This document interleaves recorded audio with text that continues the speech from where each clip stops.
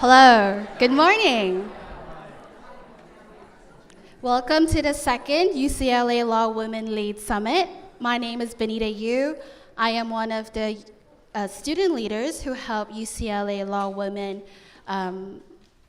design and implement several of their initiatives which support the development and employment and advancement of women in our profession. Founded only 4 years ago, UCLA Law Women has grown to 1,900 UCLA Law Women alumni and students in our network today.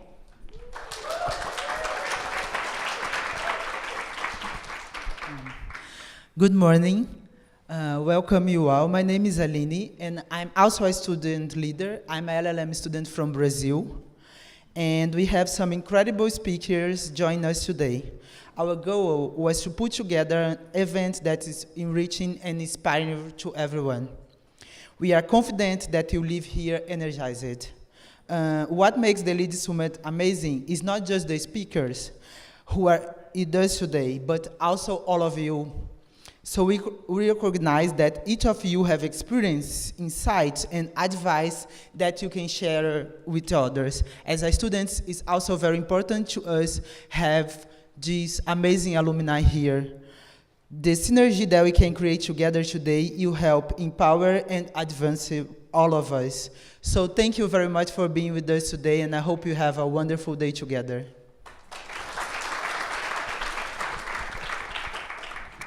I have the pleasure of introducing our first speaker of the day, Tanya Greene.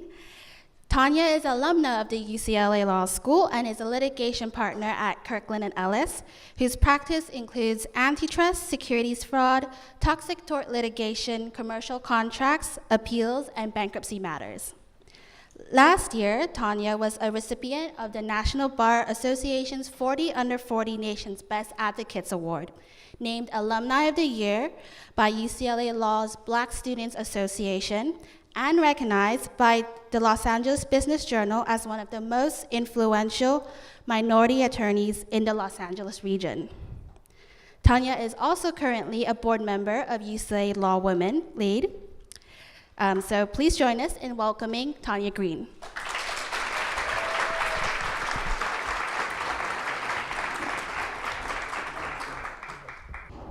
Good morning. Thank you, Benita and Allyne, for that introduction. And thanks to UCLA Law Women Lead for inviting me to participate in today's program. The theme of this summit is Vision, Empowerment, Impact. And as I look at you, I'm struck by the vision of diversity here in this room. There are more than 400 women registered for this summit, all connected to the legal profession, and you represent 49 different UCLA Law School graduation years, and you come from more than 140 different places of employment. Some of you are law students, some of you are new admittees to the UCLA Law Class of 2022, and the rest of you are at various stages of your legal careers. Today, our women alumni are partners in major law firms, leaders of legal rights and civil rights organizations, CEOs and GCs of corporations, federal and state trial and appellate judges, members of the press, Congress, the U.S. Senate, and a candidate for President of the United States.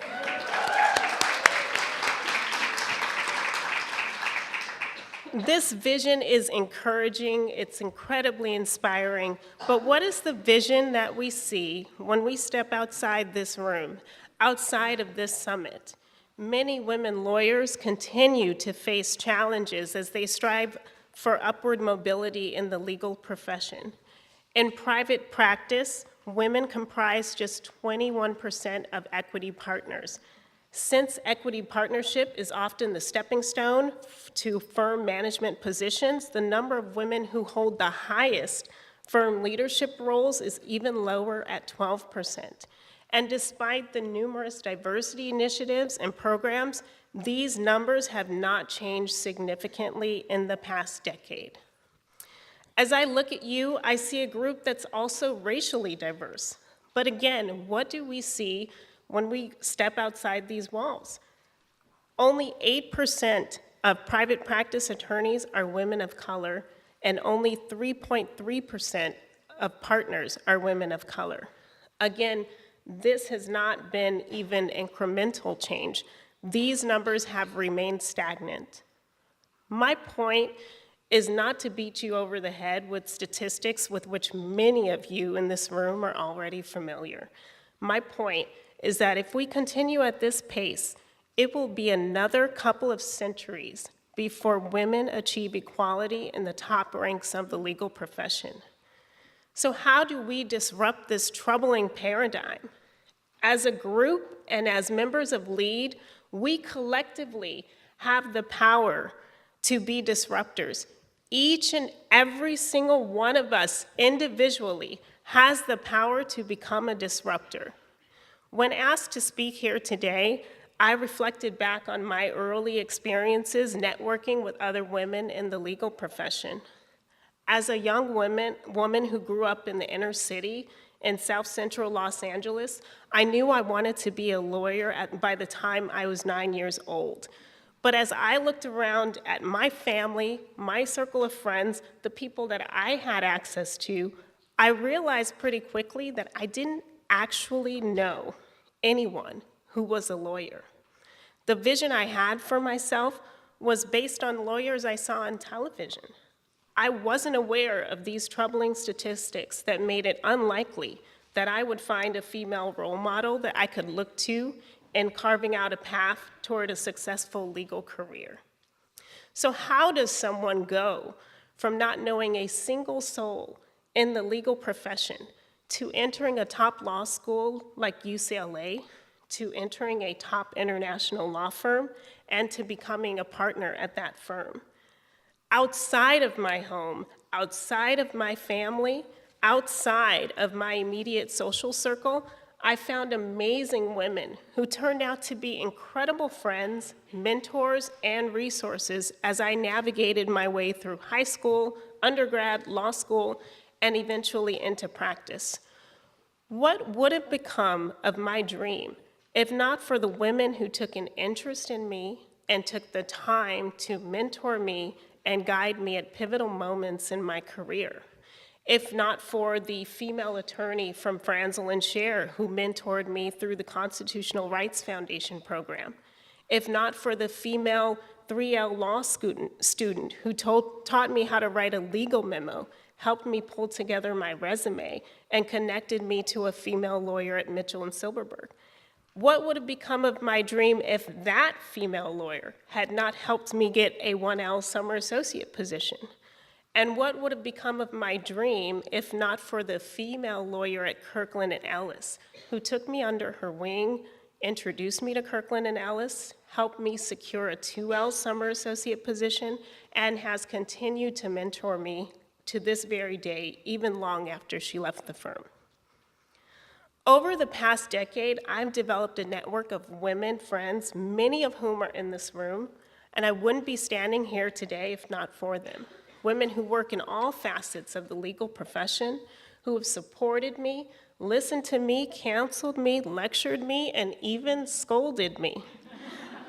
At every pivotal moment of my legal career, I can point to an influential and inspirational woman who helped me reach the next milestone.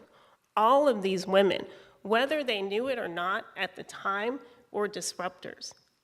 Everyone here in this room has the capacity to be a disruptor, a deliberate connector, just like these women. And that's where UCLA Law Women Leads organization and mission and your individual involvement in LEAD play a key role. Whereas in my own journey, I randomly, spontaneously, perhaps with a degree of luck, managed to find myself in the presence of women who had a genuine interest in bringing me up through the ranks, UCLA Law Women Lead represents a deliberate and coordinated effort that connects law students and women in the legal profession, making it possible for all of us to thrive individually and at the same time support each other's advancements. Luck and unbelievably fortunate circumstances should not be the deciding factors for why some women advance and others do not. No matter where you are on your journey, be a deliberate connector. Be that law student who connects your fellow classmates with the lawyers in your network. Be that woman lawyer who connects a law school student or another female attorney with your firm, your corporation, your government agency. Be that female judge who connects other female students and lawyers to other judges in your courthouse. And as you continue along your journey, connect yourself to the women in this room, your fellow LEAD members, so that we as a group can continue to support you and connect you when the time and the opportunity arises. We must do this now. There is no more waiting to build a pipeline. The statistics show that women make up more than half of law school students today. So let's take advantage of this rising tide. As we set out today to soak in the knowledge imparted by the various panelists and speakers that will inform and advance our own journeys, let's all actively think about what we can do to positively impact someone else's journey and at the same time change the current paradigm. We cannot wait another 200 years for someone else to do this for us. Let's each be the catalyst for the change that we want to see for women in the legal profession. Thank you.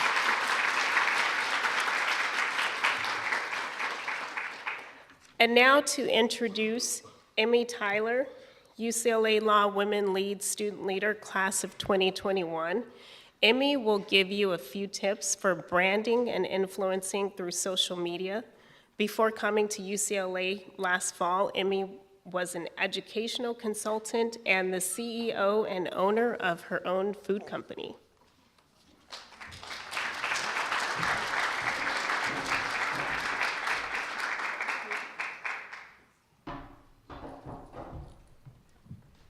All right. Everybody can, yeah, all right. First, I want to say welcome to everybody, and I would like to extend a big thank you to Nancy and all of the board members who have made this possible, and thank you guys, everybody, for attending. I also want to thank my social media committee, including Jesse Kornberg, Amy Kiros, and Abigail Gardner. So we have launched our Facebook account, we've launched a Twitter account, and we've launched an Instagram account. It would be much easier for them just to be here because I don't want to make you guys scribble them down. But it's lead_UCLA for our Twitter and UCLA Law Women Lead for our Instagram. And there's a Facebook group as well. It should be really easy. I think everybody's pretty spry with your fingers. And you'll be able to do a quick search for it and you should be able to find and follow our accounts. So get connected, stay connected. I am not an expert in social media, but as a former business owner, I accrued some tips along the way. If anybody is an expert, I always have questions, so find me afterwards. So number one, if you are going to have a personal and professional account, which I believe everybody should do, lock down your private account. Make it private. The first thing you do when you're going to meet somebody who you have no idea about, you Google them. Right? And so when this funky picture comes up, you scroll past it, right? I mean, you don't look at somebody's private account. Of course you don't. You click on it and you find all the things and you think, ooh, all right. So make your private account, personal account, private, and then also keep in mind that your profile picture, don't make it something that creates more questions that you were trying to not have to answer to begin with. So something just real clean, simple, respectable. With regard to your professional account, this is the first chance you have to make a first impression with somebody. You know, now we have this digital persona, and I encourage everybody to think about it like branding. You know, you wouldn't come to a meeting in ratty jeans and a sweater, so every so often you kind of take a scroll down your profile, think about whether this is something when I wanted to, you know, if I was going to meet somebody, does this give me the impression that I would want to be giving out? Totally lost my train of thought. I'm sorry, it's Friday morning and I'm in the middle of memo season as a 1L. I'm sure everybody can relate somewhere. Third thing, and I think this is the most important rule that somebody taught me, I don't remember where, but a while back. It's called the 9/10 rule. And you want to be useful and be valuable to your customers, to your clients, to anybody who you want to attract to your profile. And being useful can mean being informative, amusing them, or enlightening them. So any of those categories. But the 9/10 rule says 9 posts, 9 send-outs are all geared towards informing, amusing, enlightening, educating, doing something for them. And then that 10th post, that last one, it can be something self-serving that sells you. And it's a really good, it's so simple, but once I kind of adopted that and took that mindset of how I approach social media, it sort of fundamentally changed how I thought about my posts and how I thought about the content that I was putting out. And if you're struggling to figure out what kind of content, is going to be informative, amusing, enlightening, there's 2 things you can do. You can think about your end user, right? Who do you want to be using your platform? And kind of come at it from their perspective and say, okay, what do I think they would want to see? What do I think what value do they want from me? And if you're still struggling, but it's also useful, is think about the accounts that you visit and follow and the ones that you look forward to having communications from. There are some emails, some blogs that you keep going back to, and there's a reason. They're either entertaining, they're funny, they're informative, you always find useful things, and there are some emails that you keep forgetting to hit unsubscribe on them, and you keep getting them, and you keep deleting them, and one day you kind of shut down and unsubscribe. So don't be that. So think about that. So those are my tips.